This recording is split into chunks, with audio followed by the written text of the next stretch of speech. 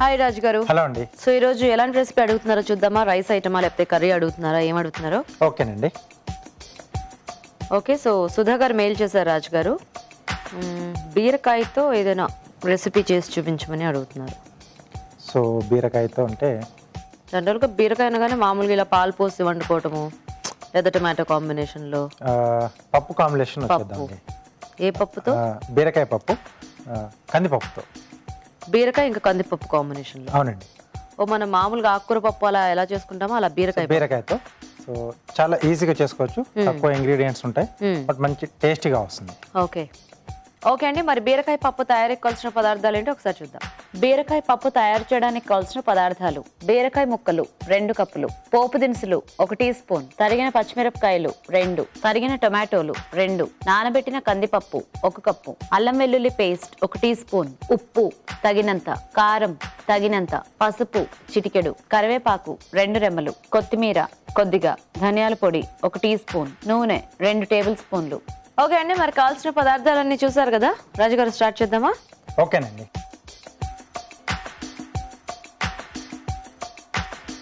So pan లో చేసేస్తున్నారా మీరు? అవునండి. సో ఆయిల్ ఇస్తారా? Freedom refined sunflower oil. So freedom refined sunflower oil అండి. సో 3 లీటర్ జార్ మార్కెట్లోకి రిలీజ్ చేశారు. సో చాలా లైట్గా ఉంటుంది అండ్ అలాగే కొంచెం నూనెతో ఎక్కువ వంట కూడా చేసుకోవచ్చు మనం. అవునండి. సో దీంట్లో బీరకాయ ముక్కలు. ఓకే,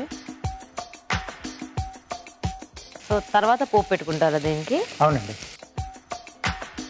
సో టమాటా ముక్కలు,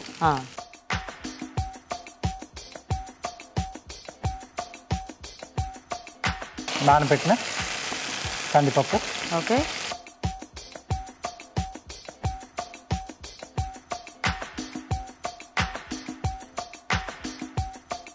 సరిపడా ఉప్పు. సో ఇక్కడ వేసుకుంటున్నాం. ఓకే,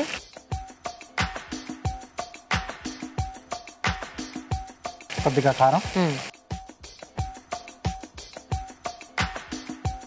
అలాగే కొంచెం పసుపు. ఓకే,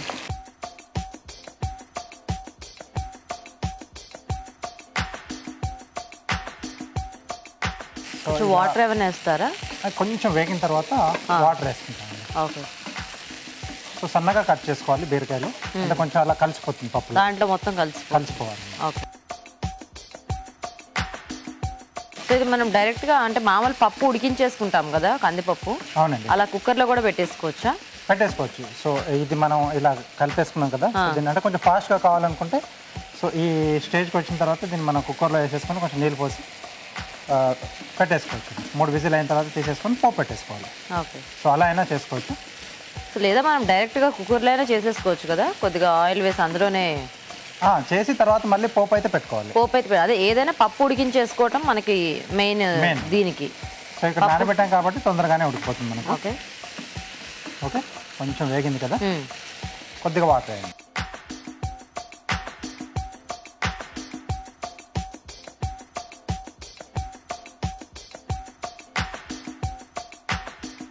సో మూత పెట్టేసి కొంచెం మెత్తగా ఉడికిపోవాలి ఇవి. సో ఇంకా పప్పు అదంతా మనకి మోస్ట్లీ అంతా ఉడికిపోతే ఇంకా జస్ట్ పోపు పెట్టుకోవటమే కదా బ్యాలెన్స్. అవునండి. చూద్దామా రాజు గారు ఒకసారి?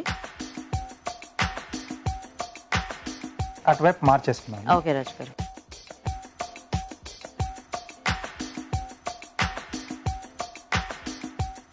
సో ఇలా మొత్తం మెత్తగా ఉడికిపోవాలన్నమాట ఇది. ఎస్ అండి. బీరకాయ అంతా కూడా ఆల్మోస్ట్ కలిసిపోయింది. ఆల్మోస్ట్ కలిసిపోతుంది దాంట్లో.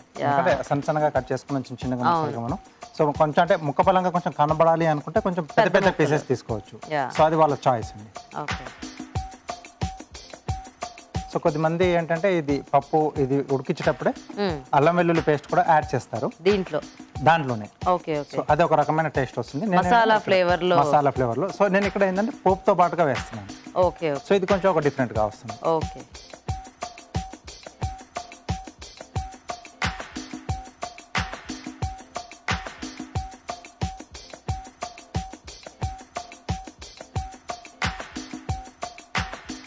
సో ఇక్కడ పోపు కూడా జీలకర్ర ఆవాలు ఈ రెండే వాడుతున్నాం అండి.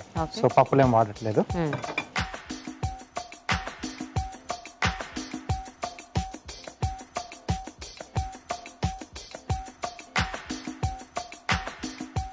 జీలకర్ర ఆవాలు. జీలకర్ర ఆవాలు ఇది కొంచెం మనకు చిటపట్లాడాలి. ఓకే. సో కొంతమందికి ఆనియన్తో అంటే ఆనియన్ ఉంటే కూడా ఇష్టం ఉంటుంది. సో అలాంటి వాళ్ళు ఇక్కడ పోపుతో పాటుగానే ఆనియన్ వేసుకోవచ్చు. ఓకే. సో లేదా దాంట్లోనే కలిసిపోవాలనుకుంటే ఓన్లీ ఫ్లేవర్ కోసం పప్పులో మనం ఉడికించే ముందే వేసేసుకుంటే బెటర్గా ఉంటుంది. పచ్చిమిరపకాయలు, సో కొంచెం కారపొడి వేసుకున్నాము అండ్ ఈ పచ్చిమిర్చి కూడా తగ్గట్టుగా వేసుకోవాలి. కొద్దిగా అల్లం వెల్లుల్లి పేస్ట్, ఓకే, అలాగే కరివేపాకు.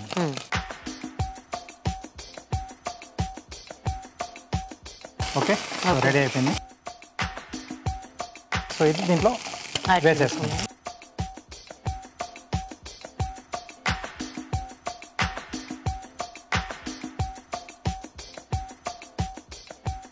ఓకే, సో పోపు పడగానే ఇంగువ కూడా వేసుకోవచ్చేమో కదా రాజుగారు మనం ఇందులో.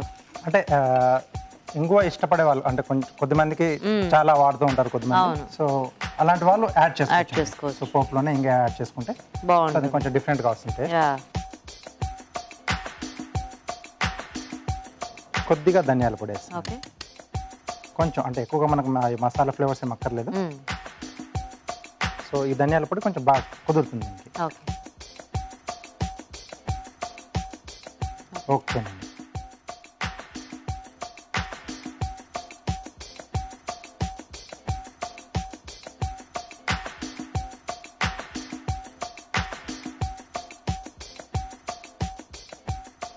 కొద్దిగా కొత్తిమీర. ఓకే. ఓకే, సో బీరకాయ పప్పు రెడీ అండి.